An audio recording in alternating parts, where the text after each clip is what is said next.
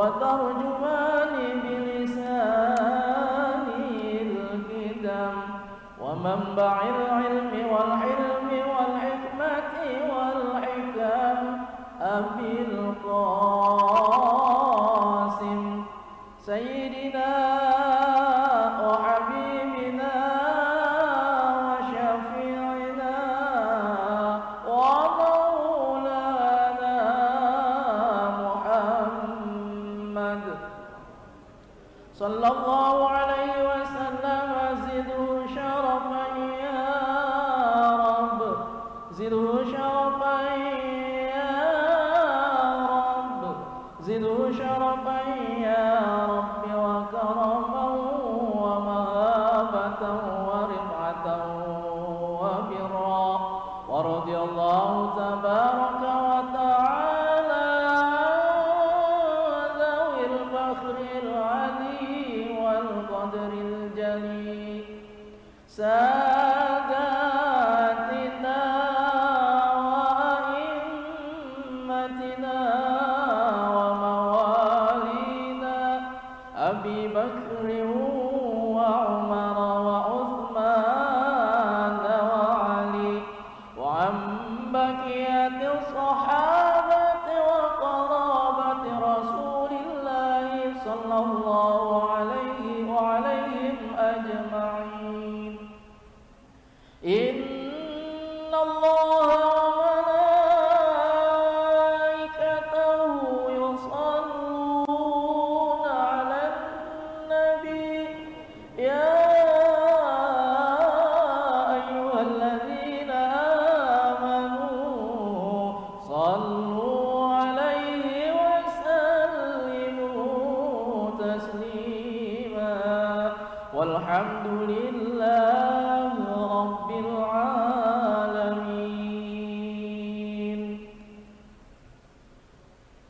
Assalamualaikum warahmatullahi wabarakatuh.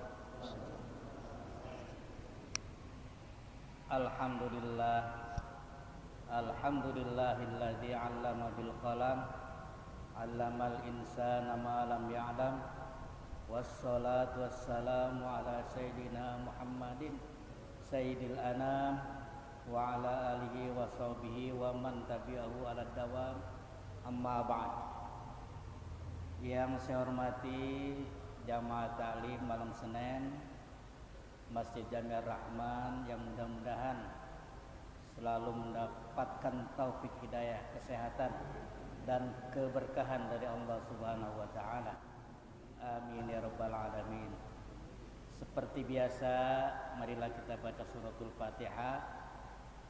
Kita niatkan, kita kirimkan pada keluarga dekat kita, orang tua kita, sanak famili kita yang telah berpulang ke rahmatullah. Mudah-mudahan mereka selalu mendapatkan maghfirah dan ampunan dari Allah Subhanahu wa taala. Juga saudara-saudara kita yang mungkin dalam keadaan kurang sehat, kita doakan mudah-mudahan Allah kembalikan kesehatannya seperti semula sehingga dapat beraktivitas kembali seperti biasa. Fi hadhin niyat al-Fatihah. A'udzubillahi minasyaitonir rajim. Bismillahirrahmanirrahim. Alhamdulillahirabbil alamin, arrahmanir rahim, maliki yaumiddin. Iyyaka na'budu wa iyyaka nasta'in. Ihdinas siratal mustaqim, siratal ladzina an'amta 'alaihim ghairil maghdubi 'alaihim waladdallin. Bapak dan saudara-saudara sekalian,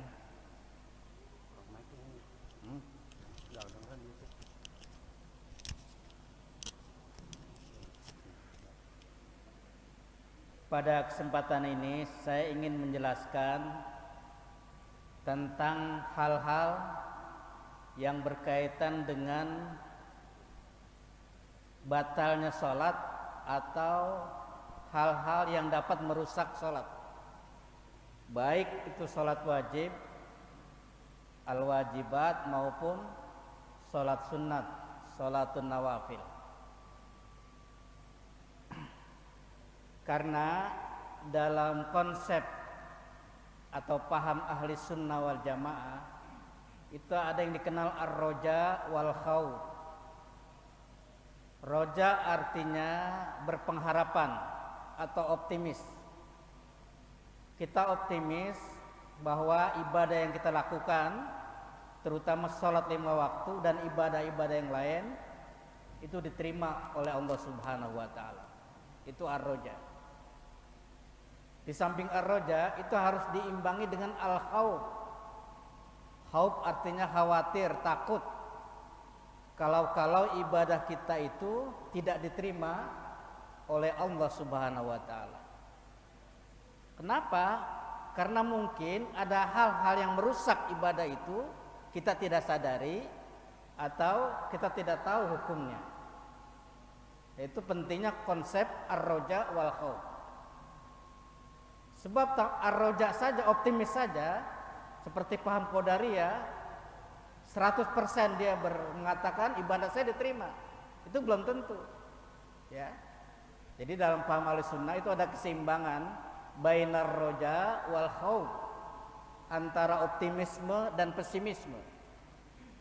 Karena Allah berfirman dalam ayat suratul Kahfi, alladzina dhalla sa'yuhum fil hayatid dunya, yang mana sia-sia, sesat, sia-sia usaha mereka itu dalam kehidupan di dunia ini, wahum yahsabuna annahum yuhsinuna sun'a, padahal mereka merasa bahwa itu sudah perbuatan yang paling baik, padahal tidak diterima oleh Allah Subhanahu wa Ta'ala.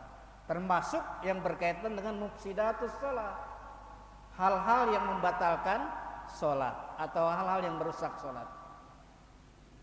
Di sini dikatakan al-mufsidatu, hal-hal yang dapat merusak sholat, in qaranat takbiratul ihrami, jika dibarengi dengan takbiratul ihram, fala tanaqidus shalah, maka salat itu tidak sah.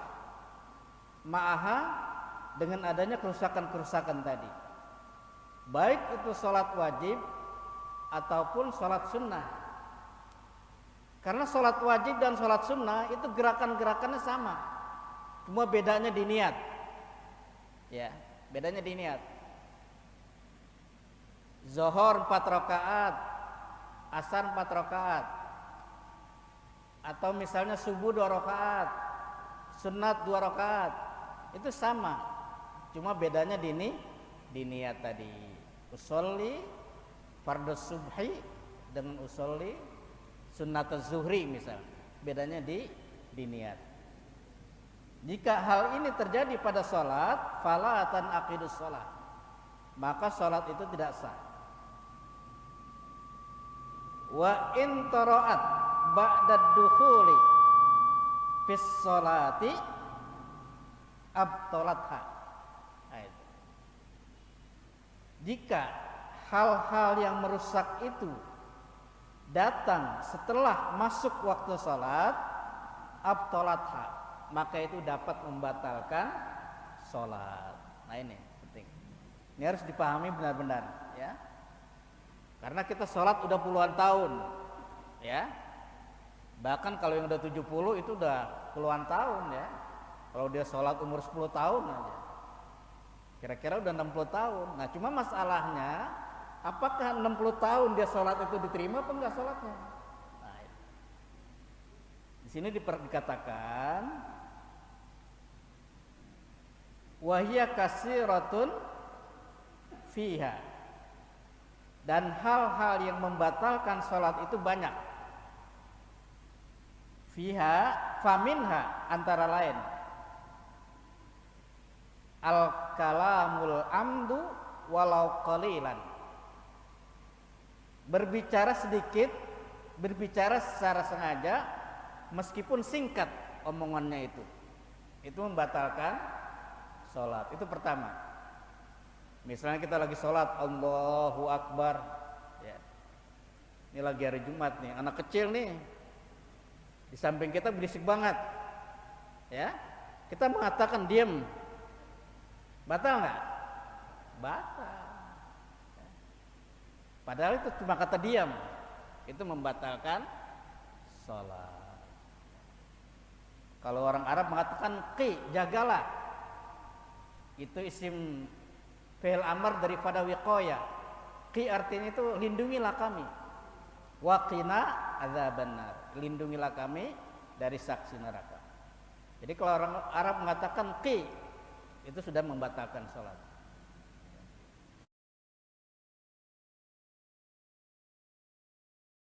Sholatnya batal. Al-amdu, berbicara sengaja meskipun qalilan, pembicaraannya singkat. Ya. Itu yang pertama yang diingati. Jadi tidak boleh bicara dalam sholat. Misalnya kita lagi sholat, ada orang bertamu, assalamualaikum, kita jawab waalaikumsalam, batal nggak? Batal. Ya.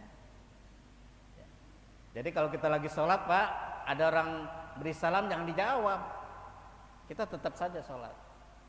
Ya. Nah, gitu. Karena ada orang menghormati tamu katanya, dijawab waalaikumsalam, lagi sholat. Ya.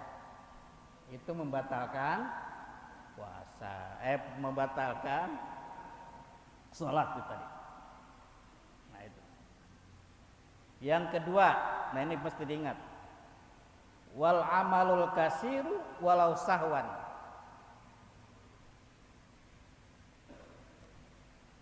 Perbuatan yang banyak meskipun dia keadaan lupa.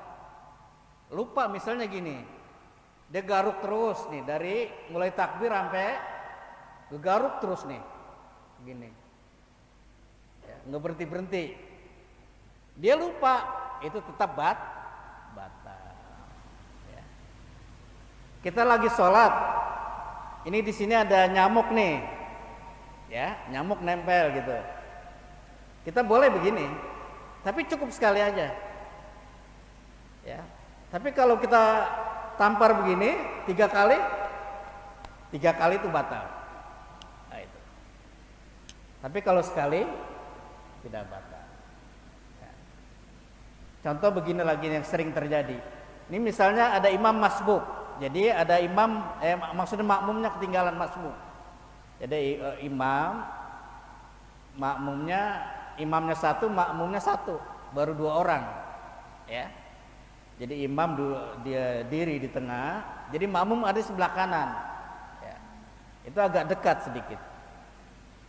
Datang orang kedua nih. Dia makmum juga, nah dia agak kebelakangan sedikit.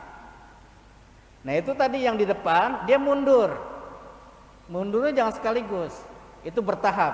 Ya, kiri, dia tak kaki kiri, melangkah lagi kanan, sudah cukup. 2 saja sudah cukup. Ya. Tapi kalau 3 langkah dia mundur, itu membatalkan sholat. Ini kan kadang-kadang bisa kita nggak tahu caranya Pak. Jadi misalnya imamnya 1 orang, makmumnya 1 orang, ya. Datang orang kedua, dia tepak, boleh nggak? Boleh, ya. Maksudnya dia mundur sedikit, boleh, ya. Tapi memang kalau yang nggak tahu bisa nangkis dia, ya. Lagi sholat ditepak, ya, nangkis dia. Caranya, ya. Itu boleh. Jadi tepak sedikit dia mundur, ya. Jadi mundurnya selangkah, tidak membatalkan sholat. Jangan lebih sampai 3 langkah. Kalau 3 langkah maka abtolatha, dia bisa membatalkan sholat. Nah itu Pak. Nah itu. Nah memang Pak, antara makmum dan imam juga. Jadi kalau makmum ini masbuk tuh bagaimana caranya, ya? Jadi kalau misalnya imam, ya sudah takbiratul ihram, ya, sudah dapat 1 rakaat, lalu kita datang ikut, ya, misalnya sholat maghrib, maka tadi yang ketinggalan tadi karena dia tidak dapat rakaat, begitu imam assalamualaikum dia melanjutkan berapa rakaat Pak? Makmum yang masbuk tadi itu. Dia sudah ketinggalan 1 rakaat. Berapa dilanjutkan? Tetap 3 dibangun, ya. 3 rakaat. Karena apa? Karena dia tidak mendapat tadi 1 rakaat. Ya. Bukan 2 rakaat tapi 3 rakaat. Tapi kalau misalnya dia imam sedang ruku, dia masih dapat ruku, nah itu sudah terhitung 1 rakaat. Berarti patokannya ruku. Ruku itu artinya rakaat. Ya, patokannya itu. Kalau dia tidak mendapatkan rakaat, maka dia ketinggalan 1 rakaat. Ya, kalau dia tidak mendapatkan ruku. Ya. Atau misalnya imam sudah terakhir salat maghrib, sudah at-tahiyat terakhir, lalu makmum datang, dia takbiratul ihram langsung duduk, ya, nanti dia bangun lagi, karena dia tidak mendapatkan rakaat dia dari awal, tapi dia sudah mendapatkan pahala daripada jamaah. Nah itu, jadi penting. Jadi meskipun sudah ketinggalan rakaat, tetap dia ikut, itu mendapat pahala sholat jamaah. Cuma lain antara jamaah yang dari awal tuh dari rakaat pertama dengan yang terakhir, beda lain, ya. Ini yang tadi banyakan, yang ini dikitan, tapi dapat. Nah, seperti itu. Ya. Jadi sih anakan wal amalul katsiru walau sahwan.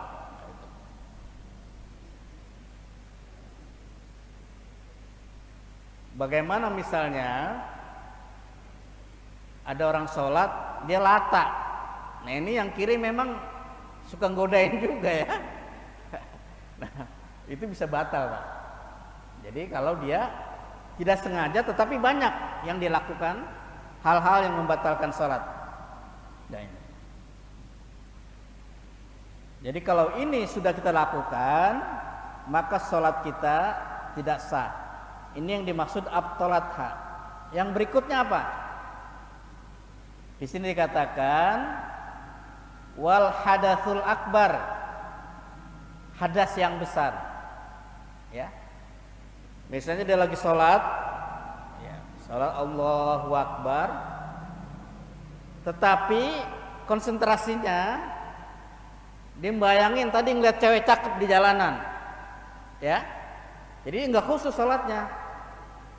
Tahu-tahu dari kemaluannya keluar namanya sperma sedikit, ya, ada nggak kira-kira begitu?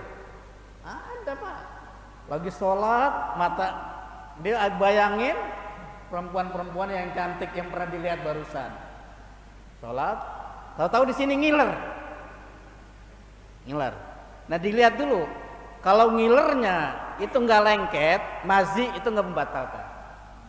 Tapi yang lengket, mani, sperma itu membatalkan. Ya Pak. Ada kadang-kadang begini, kita habis lelah sekali, pas habis sholat, ya, keluar dari kemaluan kita, tetapi dia tidak lengket, itu seperti air biasa, itu namanya mazi. Mazi itu tidak membatalkan sholat. Tapi kalau keluar sperma, maka itu membatalkan sholat dan dia harus mandi besar. Itu yang dimaksud wal hadasul akbar. Mandi kan harus. Ya mungkin dia masih nanten baru ya, bisa saja lagi begitu ya. Begitu.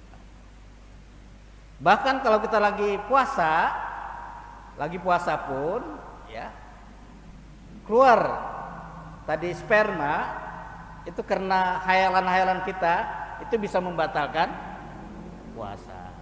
Nah, seperti itu. Itu yang dimaksud wal hadasul akbar. Kalau kita lagi sholat, nah ini kita perhatikan ya, yang keluar itu dari kemaluan kita mazi atau mani sperma. Apa bedanya? Kalau mazi itu air biasa tapi dia tidak lengket, ya. Misalnya kelelahan, kecapean itu bisa mengeluarkan mazi. Tapi kalau dia lengket itu disebut mani, maka bisa membatalkan sholat. Dia harus mandi besar dulu. Nah, gitu kan.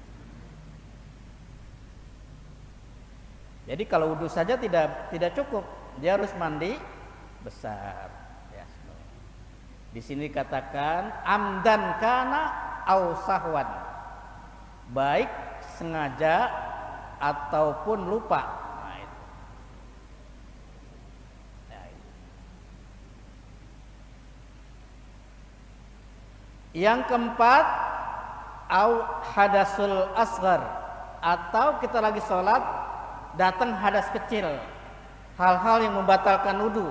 Misalnya kita lagi sholat,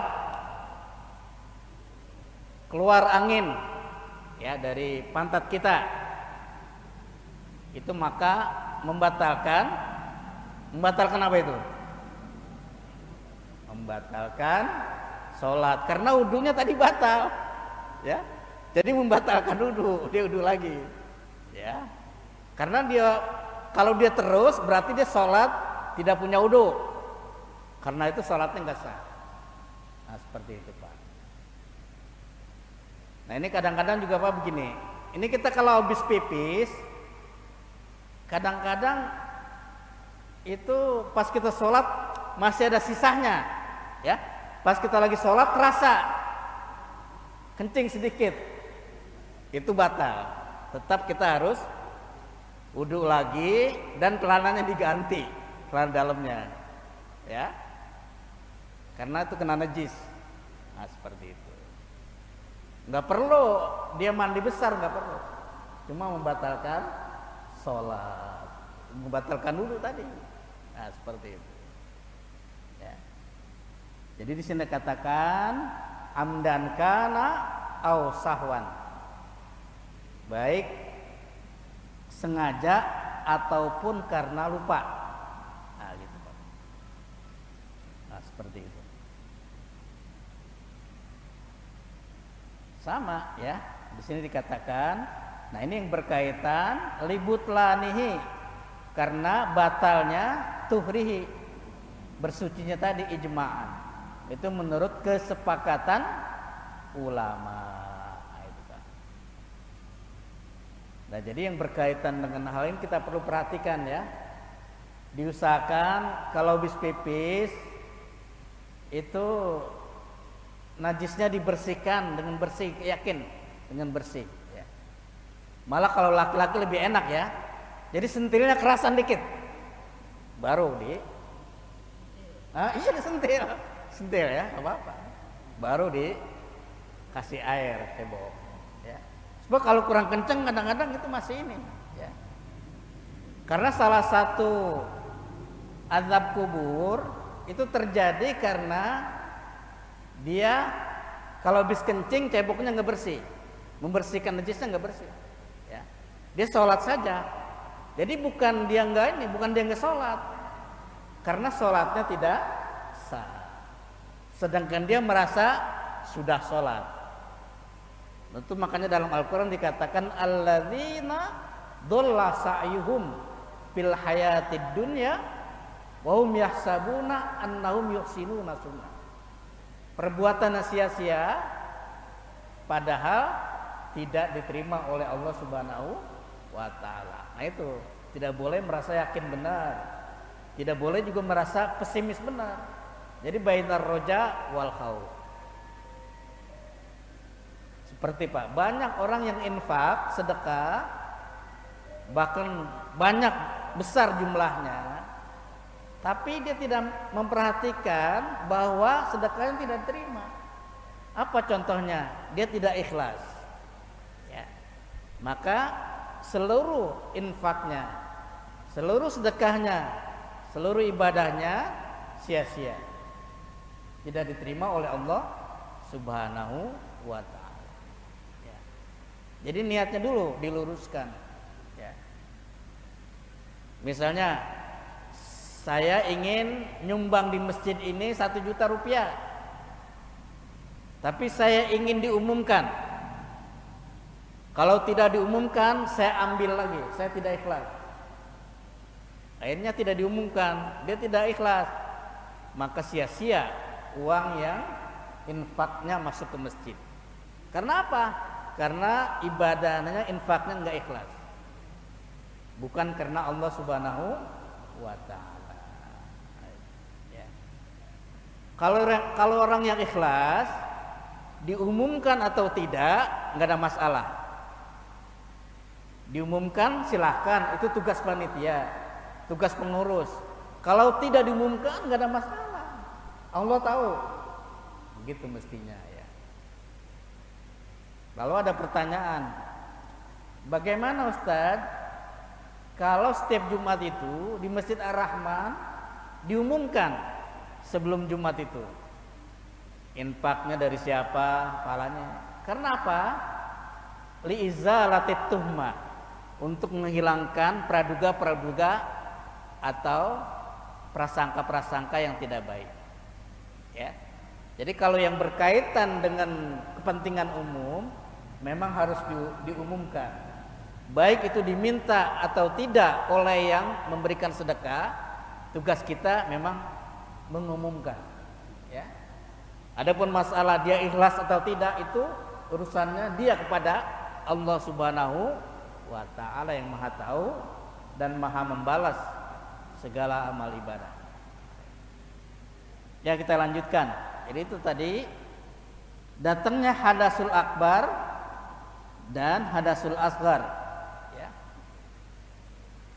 Jadi Pak, kalau kita mandi besar itu memang sebaiknya kita wudhu dulu, baru kita mandi besar ya, dari mulai kepala. Nanti setelah mandi kita perlu wudhu lagi enggak? Itu boleh tidak wudhu ya, karena situ sudah mencakup. Kecuali kalau setelah mandi besar itu kita masih pengen kencing ya. Nah, maka kita megang kemaluan, maka itu wajib kita wudhu lagi. Seperti itu. Tapi kalau tadi tidak memegang hal-hal yang membatalkan wudu, maka kita sudah cukup ya. Kalau sudah hadas besar, kita nggak perlu wudu lagi, sudah mencakup ya. Bagaimana kalau kita ragu? Kalau kita ragu silakan setelah hadas besar kita wudu lagi. Kalau kita masih ragu, karena apa? Karena dalam ibadah ini tidak boleh kita ragu. Kita harus yakin. Jadi dalam ibadah itu kalau nggak yakin maka tidak diterima oleh Allah Subhanahu wa ta'ala. Kita yakin. Nah, itu penting ya. Yang keempat, wahudusun najasah. Adanya najis allati la yu'fa anha, yang tidak bisa dimaafkan ya. Jadi kita lagi wudu, tahu-tahu ada cecak berak di sini ya, basah. Nah ini kalau basah dia najis ya. Kita perlu wudu nggak? Nggak perlu wudu, yang penting kita buka dulu, ini anjir najis ya, kita najis ya. Jadi di sini najis itu jadi tidak boleh dipakai untuk sholat ya. Dia tidak membatalkan wudu ya. Tetapi kalau rembesan tadi dia ke kulit kita, maka kita tinggal mencuci saja ya. Tapi baiknya tajdidul wudu, kita perbarui wudu kita, tajdid itu lebih baik daripada kita ragu ya. Apalagi air masih banyak, silahkan kita wudu kembali. Apa? Supaya menghilangkan keraguan. Nah, itu penting ya. Jadi la yu'fa anha, yang tidak bisa dimaafkan. Amdan ya, fi ghairi mahallihi. Nah, itu. Jadi kalau ada najis jatuh ya ke badan kita atau ke baju kita, ke kain kita, maka itu membatalkan tadi. Jadi pakaian yang kita itu tidak sah. Nah, itu tidak sah. Wa fi'li syai'in minal arkan al-fi'liyati amdan fi ghairi mahalli, atau berbuat sesuatu dari rukun-rukun fi'liyah yang secara sengaja bukan pada tempatnya. Nah, itu Pak. Apa di sini wahada yusamma qat'u ruknin, memutus satu rukun qabla tamami, sebelum sempurnanya maqablahu, wa yusamma tarku tartib, meninggalkan tertib rukun. Nah itu ya. Jadi misalnya begini ya, begitu kita ruku, kita lagi ruku, mestinya kita i'tidal, ya, kita i'tidal, tapi kita langsung sujud secara sengaja atau tidak sengaja, itu membatalkan sholat kita. Jadi kalau kita habis ruku, dia nggak bangun lagi, tapi langsung aja sujud. Nah, itu. Karena apa? Karena tidak tertib di sini dia. Mestinya ruku dulu, baru i'tidal, baru sujud. Itu tertibnya, tata tertib. Ya. Fi ghairi mahallihi, yang bukan pada tempatnya. Dan terakhir yang membatalkan sholat wariddah, itu murtad. Ya. Murtad ini keluar dari Islam. Jadi dalam sholat itu, udah saya pengen menyembah yang lain, itu niat, maka di situ sudah murtad dan sholatnya tidak sah. Ya. Siapa yang baru-baru ini murtad? Ya. Silakan ya, karena dalam Islam itu la ikraha fiddin, tidak ada paksaan dalam beragama. Ya, silakan. Ya. Tapi sebagai orang tua, kita tidak boleh mengatakan kepada anak tidak ada paksaan dalam agama. Itu orang tua ya. Tetap kita berkewajiban untuk mendidik anak-anak kita jangan sampai murtad. Jadi yang dimaksud la ikraha fiddin itu kepada orang lain ya. Tapi kepada keluarga kita wajib sebagai kepala keluarga untuk anak kita betul-betul bertauhid, berakidah dan beristiqomah, lurus ya dalam itu. Ya seperti itu. Itu yang maksud wariddah wal iyadu billah, kita berlindung kepada Allah Subhanahu wa taala. Yang berikutnya yang membatalkan salat wa kasful aurah lil qadiri ala sitri ya. Jadi terbukanya aurat dan dia mampu untuk menutupnya kembali ya, tetapi dia tidak tutup, itu termasuk yang membatalkan sholat ya. Nah ini Pak, jadi kalau kita lagi sholat memang ini pakai kain kita yang kencang Pak, yang kencang ya dipakai, karena ada orang yang pakai kain kurang serius, begitu pakai ini merorot sendiri karena kendor ya. Itu bisa membatalkan sholat kalau ada unsur kesengajaan. Udah Isya ya? Belum? Berapa lagi dia? Masih lama? Oh kurang 10, dikit lagi. Nah ini. Jadi kalau usahakan ya, seumpama ketip angin atau kipas angin juga, meskipun kipas angin besar, jangan sampai membuka aurat kita, baik melalui baju ataupun kain yang kita pakai, ya, seperti itu.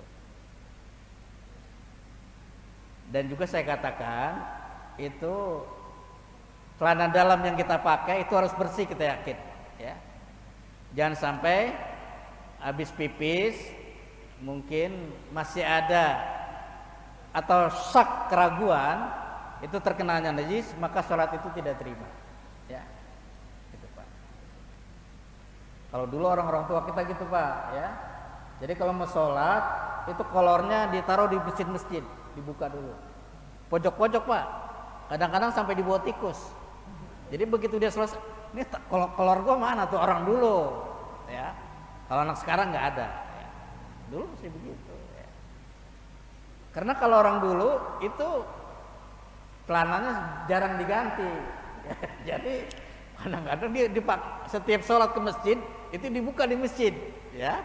Nah, gitu. Nanti habis sholat dipakai lagi. Seperti itu. Karena apa? Karena dia yakin atau ragu bahwa celana dalamnya itu nggak bersih. Nah itu taruhnya. Ya. Depan. Kalau sekarang jangan Pak, karena itu mengganggu keindahan. Ya. Kita pastikan semua yang kita pakai itu ke masjid harus sudah bersih, termasuk celana dalam. Jangan sampai. Ya. Yang berikutnya yang membatalkan sholat wa taghyirun niyah, membatalkan niat. Nah ini Pak. Ya. Niatnya pas udah kita lagi sholat sunat, dalam hati kita rubah menjadi wajib di dalam sholat itu, maka sholatnya batal. Ya. Atau misalnya begini, dia sudah sholat 4 rakaat dalam bepergian, tahu pas sudah 2 rakaat dia rubah niatnya, saya jamak qashar aja, saya singkat. Itu termasuk yang membatalkan sholat. Dia merubah niat, taghyirun niyah fi athna'is sholat. Dia rubah niat itu di tengah-tengah sholat, abtalatha, maka itu bisa membatalkan niat. Jadi kalau memang kita jamak qashar, zuhur 2 rakaat, itu dari awal kita sudah niat. Sholli fardhu zuhri rak'ataini jam'an wa qasran lillahi ta'ala. Itu niatnya, ya. Kita bangun lagi asar, sholli fardhu asri rak'ataini jam'an wa qasran lillahi ta'ala. Jadi di awal kita sudah niatkan secara sempurna. Baik.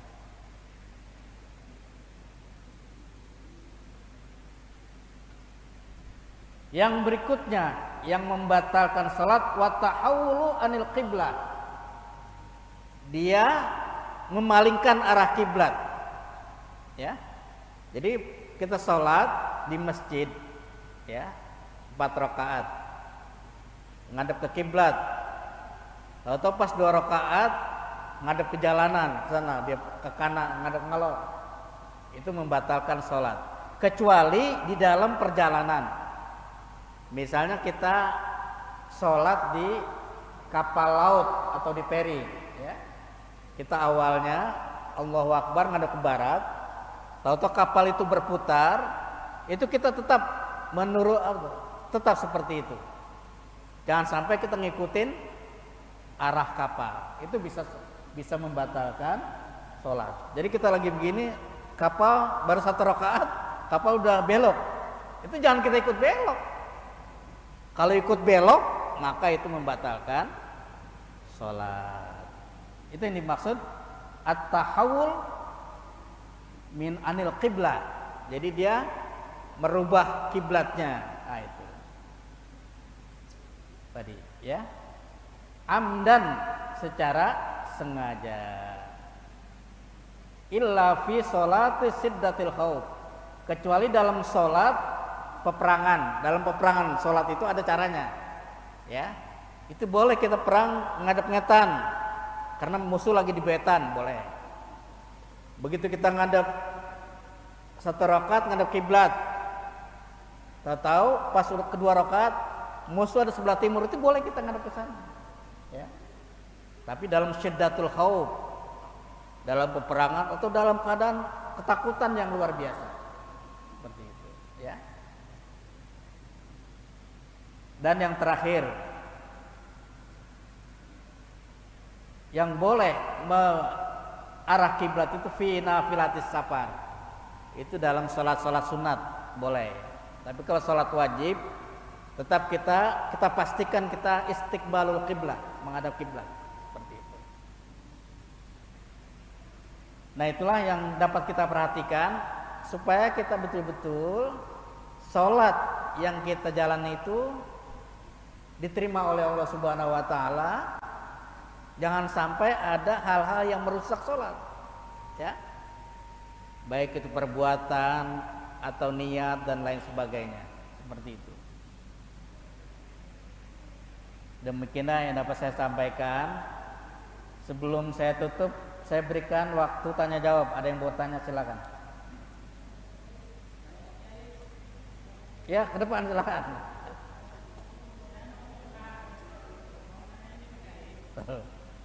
Bentar dulu. Ya. Aja, apa? Silakan.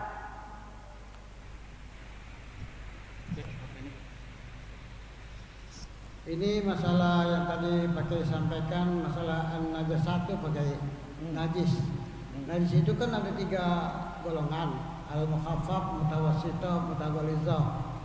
Tai cicak itu termasuk golongan najis mana pakai?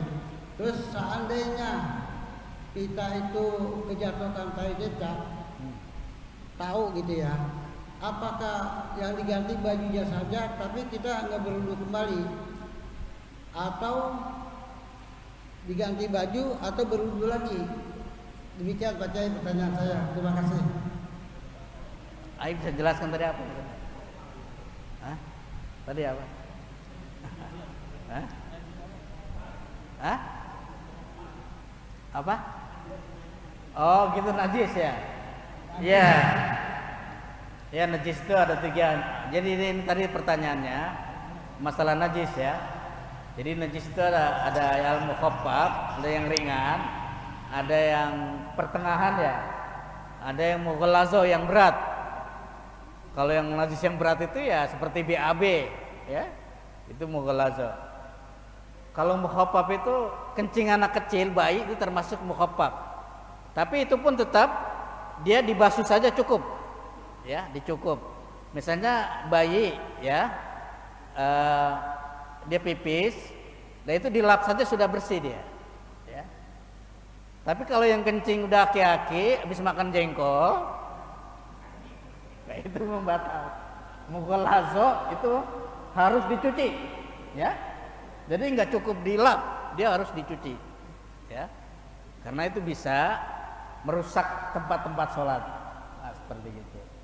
Nah, jadi kalau kita pipis tadi, itu kita termasuk yang mughallazo namanya, ya, seperti itu.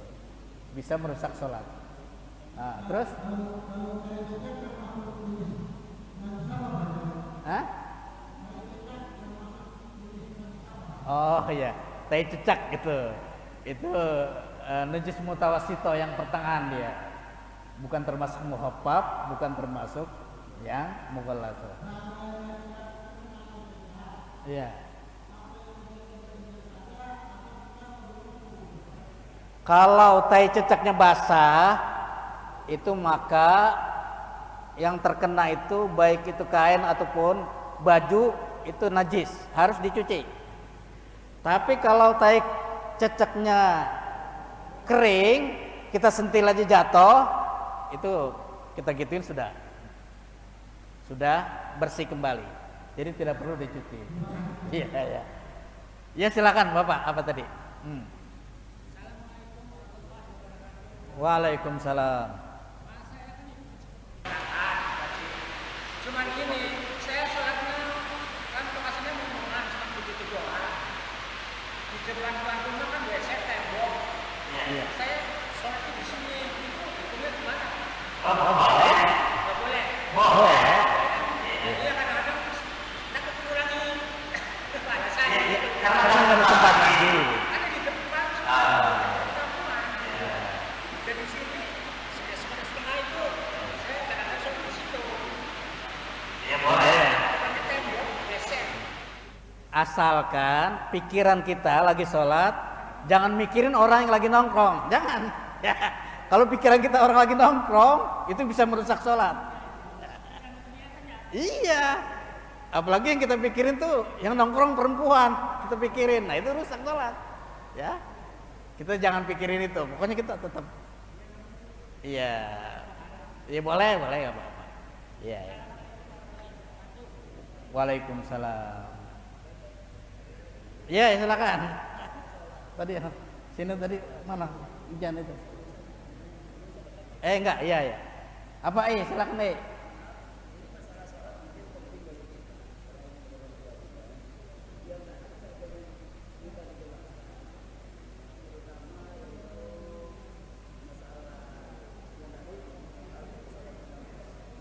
Iya. Iya.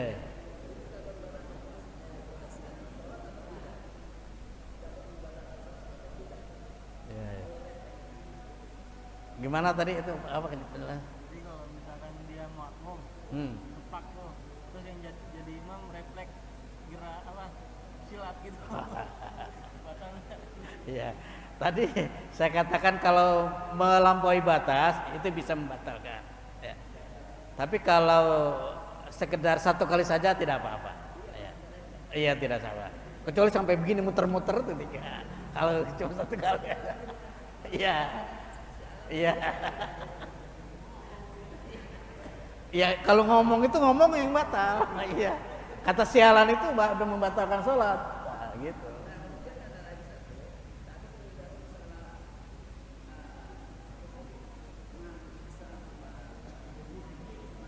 Iya. Iya. Iya. Iya. Iya.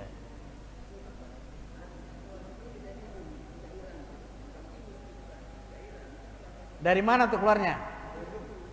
Dari hidung. Oh, nggak apa-apa, itu tidak membatalkan sholat.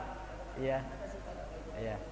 Asalkan lagi sholat itu jangan kita begini kucek 3 kali. Nah itu, kalau 3 kali, iya, iya, gitu. Iya, iya, iya, iya,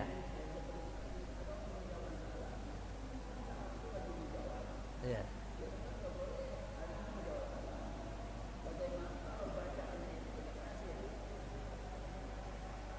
Ya, itu kalau kita ada caranya. Jadi kalau kita lagi sholat ada tamu, itu kita begini, ya, gini, 3 kali dia tepak boleh. Ya nggak usah, bilangnya dia nunggu aja dulu, ya, nunggu gitu. Meskipun tamu itu lagi menganterin duit, ya, ya kalau nganterin duit kan orang lain. Ya tetap kita jangan, ya, nggak usah kita kerasin, nggak usah, ya, tetap aja kita tenang seperti biasa, ya, ya. Tapi kalau orang muslim dia sadar kok, oh mungkin dia lagi sholat gitu, kan sholatnya nggak lama, ya, kita kan sholat kita cepat, seperti itu, jadi dia nunggunya nggak lama, ya, seperti itu. Jadi kalau sengaja kita kerasin, itu bisa membatalkan sholat, karena tujuan kita untuk dia, gitu. Demikian dapat saya sampaikan, mudah-mudahan ada manfaatnya. Wassalamualaikum warahmatullahi wabarakatuh.